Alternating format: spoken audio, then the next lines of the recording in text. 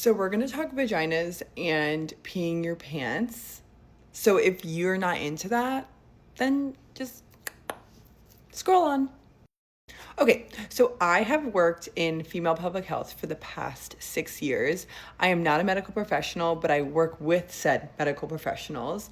I'm actually in medical device sales, and I work in the urinary incontinence space. Talk about stress urinary incontinence.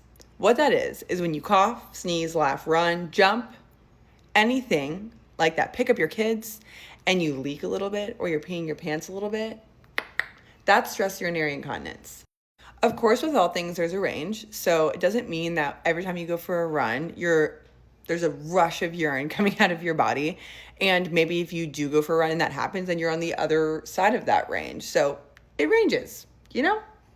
If you're someone that has had babies, gone through pelvic trauma, or kind of holds a certain BMI percentage, then you might be someone that struggles with stress urinary incontinence.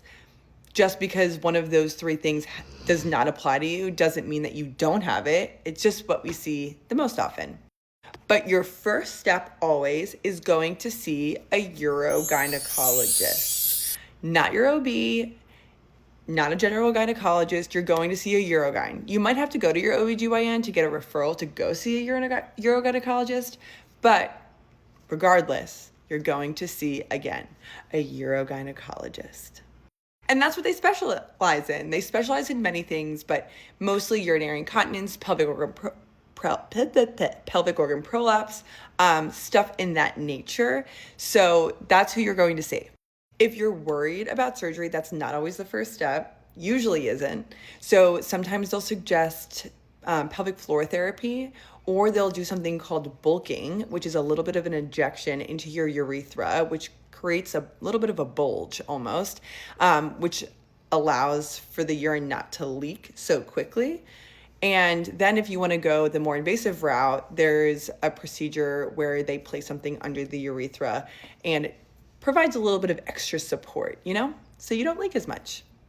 So anyways, you don't have to do anything about it if it doesn't bother you. I'm almost 30 and I don't have that issue quite yet, even after having 2 kids, but I'm sure as time goes on, that might be something that I need to deal with. And those are the doctors that I will see. And I feel like it's important just to educate people that there's a physician out there that can help you.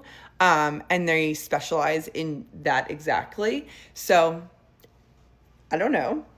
Check it out if you're interested or you want a little bit of extra support, because that's what they're there for.